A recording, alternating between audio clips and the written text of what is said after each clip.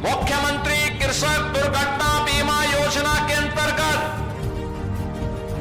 आप सोचिए कि अभी हम लोगों ने इस वर्ष 11,690 परिवारों के लिए धनराशि दी है और अभी तो पूरा वर्ष है बाकी, यानी पैसे की कमी नहीं। इस व्यवस्था में इससे पहले केवल किसान आता था, बटाईदार नहीं आता था, किसान के परिवार के सदस्य नहीं आते थे। लेकिन हमारी सरकार ने कहा नहीं, हम किसान को भी देंगे, बटाईदार को भी देंगे, कृषि श्रमिक को भी देंगे और अन्नदाता किसान का परिवार का भी कोई व्यक्ति किसी अग्निकांड का, किसी आंधी तूफान का, किसी आकाशीय बिजली का, किसी बाढ़ का या किसी भी आपदा का शिकार हो जाता है तो सरकार 5 लाख रुपए की मुख्यमंत्री कृषक दुर्घटना बीमा में उस परिवार को आच्छादित करेगा। और आज यह 11,690 परिवारों के लिए यह धनराशि आज जारी हो रही है। बहनों और भाइयों, इस योजना के अंतर्गत हम लोगों ने पहले इस योजना में 500 करोड़ 2020-21 में जारी किया था। उसके माध्यम से 11,275 लाभार्थियों को इसका लाभ मिला था। 21-22 में 600 करोड़ रुपए दिए, तब 13,645 लाभार्थी इस योजना से लाभान्वित हुए। 2022-23 में 650 रुपए की धनराशि दी गई। उसके कारण 15,231 लाभार्थी लाभान्वित हुए। 23-24 में 950 करोड़ रुपए से 23,821 लाभार्थी, 24-25 में 1,000 करोड़ रुपए हम लोगों ने उपलब्ध करवाए, जिसके माध्यम से 25,575 लाभार्थियों को इस योजना से सहायता प्राप्त हुई है।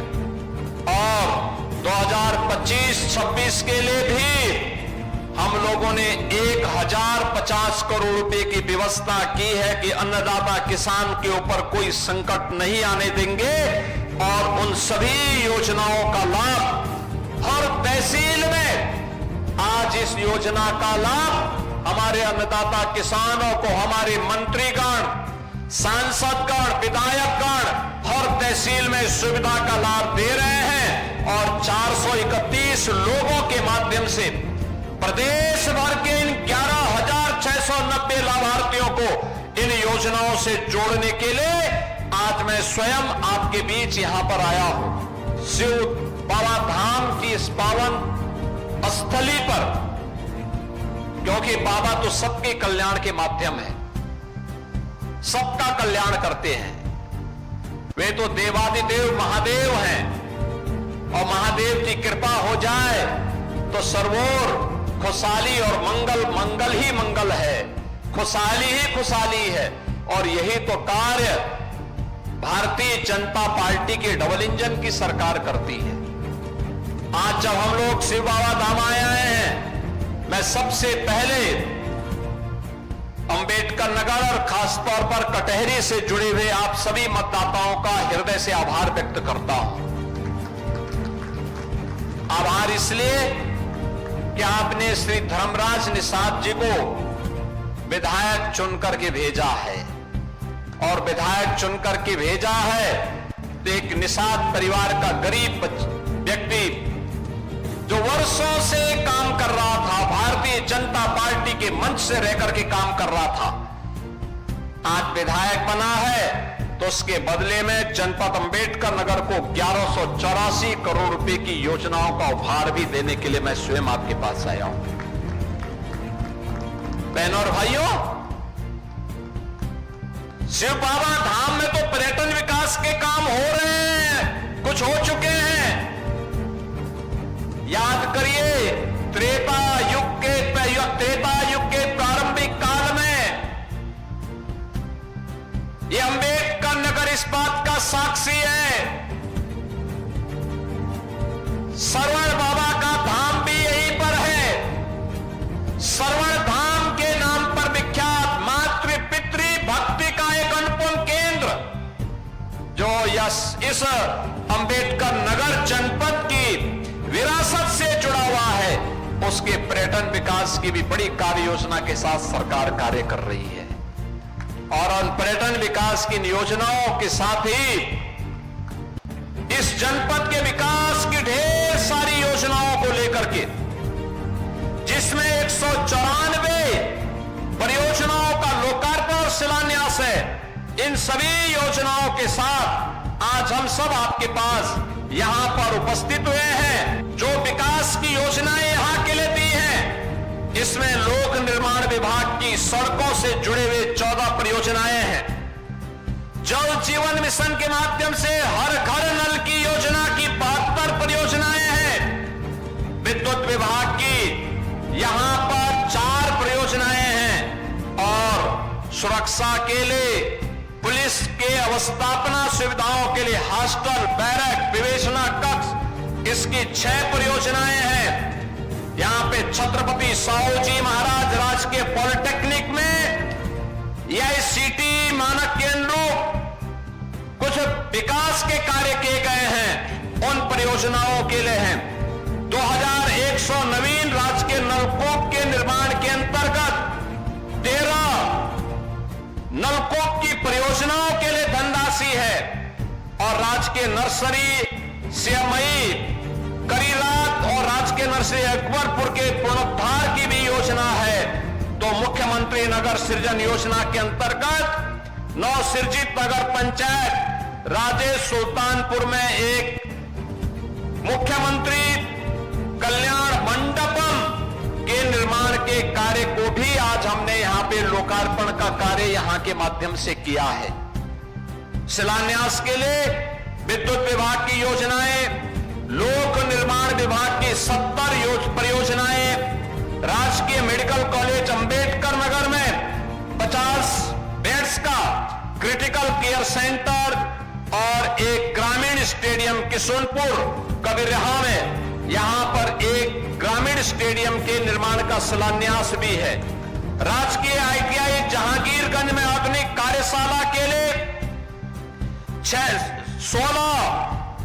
राजकीय नलकूप में की स्थापना के लिए ग्राम्य विकास की योजना के अंतर्गत विकास खंड कटेरी के पूर्व आवासों के निर्माण के लिए भी धनराशि उपलब्ध करवाई जा रही है। बहनों और भाइयों, आपने देखा होगा पॉलिटेक्निक के लिए भी है, ITI के लिए भी है, मेडिकल कॉलेज के लिए भी है, पेयजल के लिए भी है, सड़क के लिए भी है, पर्यटन विकास के लिए भी है। हर एक कार्य के लिए अन्नदाता किसानों को सिंचाई की सुविधा मिले, इसके लिए भी धनराशि है। कल ही आपने देखा होगा, कल ही केंद्रीय गृह मंत्री माननीय अमित शाह जी के हाथों से हम लोगों ने लखनऊ में उत्तर प्रदेश के 60,244 युवाओं को उत्तर प्रदेश पुलिस बल का हिस्सा बना करके नियुक्ति पत्र देने का काम भी किया है। अंबेडकर नगर के भी बड़ी संख्या में नौजवान इस भर्ती में भाग लिए और वे भी उत्तर प्रदेश पुलिस बल का हिस्सा बने। मैं आपसे पूछना चाहता हूं, 2017 में डबल इंजन की भारतीय जनता पार्टी की सरकार बनने के पहले क्या स्थिति हुआ करती थी उत्तर प्रदेश के अंदर? नौकरी की बोलियां लगती थी, नौकरी के नाम पे लूट खसोट होती थी, एक परिवार का बोलबाला होता था, पूरा प्रदेश तमाशबीन बना रहता था। लेकिन अब योग्यता के आधार पर उत्तर प्रदेश के सभी नौजवानों का अधिकार नौकरी पर है और नौकरी के लिए जब आवेदन करता है तो उसकी योग्यता के अनुसार उसको नौकरी मिलती है। हमने कल 60,244 पुलिस कार्मिकों के लिए नियुक्ति पत्र लखनऊ में जारी किए और अभी जब मैं यहां पर आया था, इस मंच पर आया था, डॉक्टर के नियुक्ति पत्र भी जारी किए, ANM के नियुक्ति पत्र जारी किए, आंगनबाड़ी के नियुक्ति पत्र जारी किए, रोजगार सेवक के नियुक्ति पत्र जारी किए। ये सभी नियुक्ति पत्र भी अपने हाथों से यहां पर हम लोगों ने दे करके उत्तर प्रदेश की नौजवानों के लिए, बेटियों के लिए नौकरी और रोजगार का एक रास्ता उपलब्ध करवाया है। बहनों और भाइयों, कहने की आवश्यकता नहीं, 7,244 में से कल जो नियुक्ति पत्र जारी हुए, इनमें 12,045 तो केवल बेटियां भर्ती हुई हैं, केवल बेटियां भर्ती हुई हैं। आप अनुमान करिए 2017 के पहले क्या यह संभव था? नहीं। आज हम एक नए भारत में रह रहे हैं। प्रधानमंत्री मोदी जी के नेतृत्व में नया भारत विकास भी करता है तो विरासत पर गौरव की अनुभूति भी करता है। बहनों और भाइयों, एक गरीब को न्याय मिले, एक कमजोर को न्याय मिले, हर बेटी सुरक्षित हो, हर व्यापारी सुरक्षित हो, हर नागरिक के सामने सुरक्षा का कोई संकट खड़ा ना हो। एक तरफ सरकार इसको प्रभावी ढंग से लागू करने का कार्य कर रही है, तो दूसरी तरफ अगर कोई सुरक्षा में सेंध लगाने का काम करेगा, बेटी और व्यापारी की सुरक्षा में खतरा पैदा करेगा, तो कानून का डंडा उसको ऐसे चपेटे में लेगा जैसे कि उसने कभी सोचा भी नहीं होगा। और आने वाले समय में उसकी 7 पीढ़ियां याद करेंगी कि कानून के साथ खिलवाड़ करने और किसी गरीब को परेशान करने की कीमत क्या होती है। आज उसी का परिणाम है, अपराध और अपराधियों के प्रति जीरो टॉलरेंस की सरकार की नीति का परिणाम है कि बहनों और भाइयों, पिछले 8 वर्ष में उत्तर प्रदेश के अंदर दंगा मुक्त उत्तर प्रदेश हुआ है। ये उत्तर प्रदेश दंगा मुक्त हुआ है, उत्तर प्रदेश अपराध मुक्त हुआ है, उत्तर प्रदेश विकास की एक नई ऊंचाई को प्राप्त कर रहा है। आप याद करिए, ये उत्तर प्रदेश जिसकी पहचान दंगों के रूप में जानी जाती थी, गुंडागिर्दी के रूप में जिसकी पहचान होती थी, अर्थव्यवस्था के मोर्चे पर बीमारू राज्य माना जाता था, आज बीमारू राज्य नहीं, देश का अग्रणी अर्थव्यवस्था का राज्य है। भारत का अग्रणी अर्थव्यवस्था के साथ साथ भारत के ग्रोथ इंजन के रूप में उत्तर प्रदेश ने अपनी एक पहचान बनाई है। आज उत्तर प्रदेश के नौजवान के सामने पहचान का संकट नहीं है, क्योंकि उत्तर प्रदेश अब बड़ी बड़ी विकास की योजनाओं को लेकर के कार्य कर रहा है। मैं आप सबसे कहना चाहूंगा कि अकबरपुर बस स्टेशन का नाम तो शिव बाबा धाम के नाम पर होना चाहिए, और हम लोग टाटा बस स्टेशन का नामकरण स्वर्गीय जयराम वर्मा बस स्टेशन के नाम पर करेंगे। श्रवण बाबा धाम को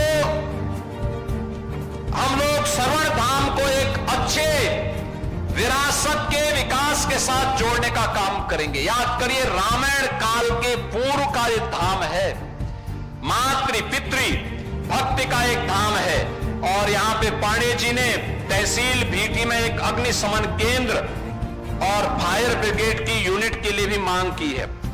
आपकी प्रक्रिया पूरी हो गई है तो ये मान के चलिए कि स्वीकृत हो गया है, और इसके शिलान्यास की तैयारी करवाइए। आपने नगर पंचायतों की मांग की है, ये सभी यहां की पूरी व्यवस्था का सभी औपचारिकताओं को पूर्ण करके भेज देंगे। तो अब ये प्रक्रिया प्रारंभ हो चुकी है।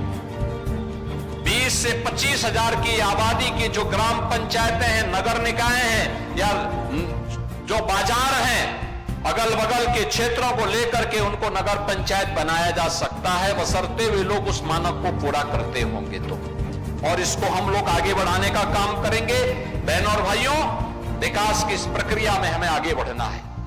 कुछ लोग हैं जिन्हें विकास अच्छा नहीं लगता, उनके लिए उनका परिवार का विकास ही सब कुछ होता है। वो अपने परिवार से उभर नहीं सकते और परिवार के नाम पर जाति को निशाना बनाते हैं, जाति के नाम पर सत्ता में आते हैं, नंग तांडव करते हैं, जातिवाद के नाम पे समाज को बांटते हैं, पर्व और त्योहारों के सामने उत्साह और उमंग को फीका करने का ऐसे लोगों को बेनकाब करना है और उन लोगों को विरासत और विकास